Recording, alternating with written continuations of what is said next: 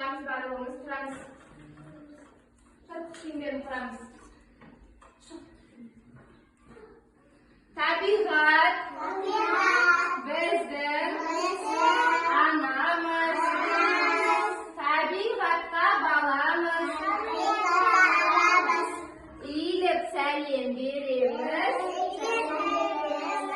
Biz baqıtlı balamız.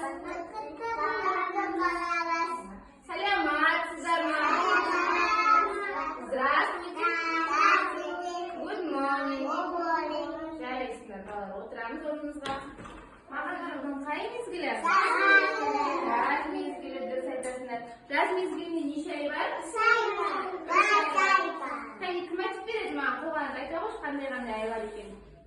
Маусым, тамыз, жарайсың. Жаз мезгілінде ауа райында қандай ерекшеліктер болады? Ауа райы ыстық болады, дұрыс айтасыңдар. Сосын тағы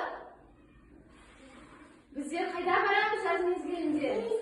Теңізге барамыз, шомылуға теңізге барамыз, дұрыс айтасыңдар. Жеміс-жидектер, көкөністер піседі. Иә, инабат дұрыс айтасыз. Қарбыз, қауын, жеміс солай ма?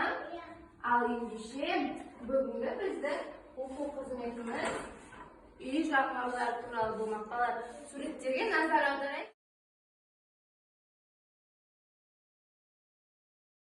Суретте не көріп тұрмыз?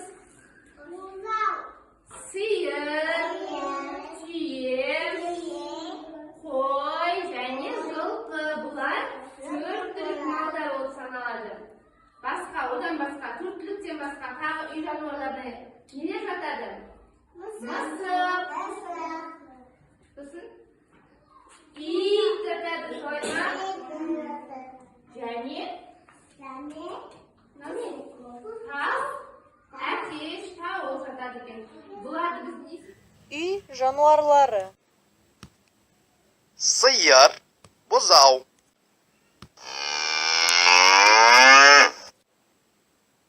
Бие, қолым. Түйе, бота. Қой, қозы.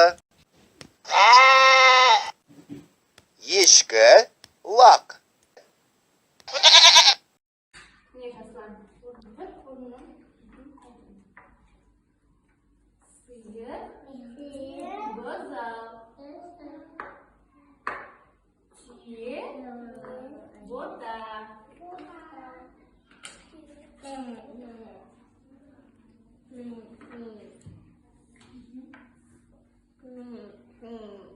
Қой, не? Қозы. Осылай қосып шығамыз барлығын. Төлдермен. Болдық па?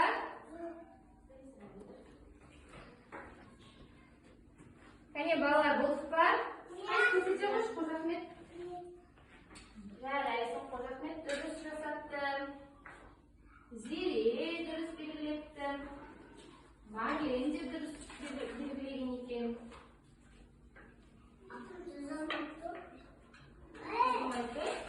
Мирас, Аслан, бері ғой жарайсыңдар.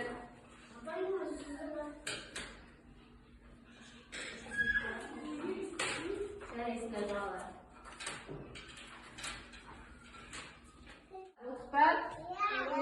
Балалар, біз бүгін нелер туралы өттік? Бүгін сабағымыз не жөнінде болды? Жылқы. Бұларды біз бір сөзбен үй жануарлары деп айтаймыз. Үй жануарлары айтамыз. Үй жануарлары. Бүгін сабаққа түсінесіңдер. Балалар, кәне қайталап жіберейікші. Сиырдың төлі, бұзау. Түйенің төлі, бота. Жылқының төлі, қолын. Қойдың төлі,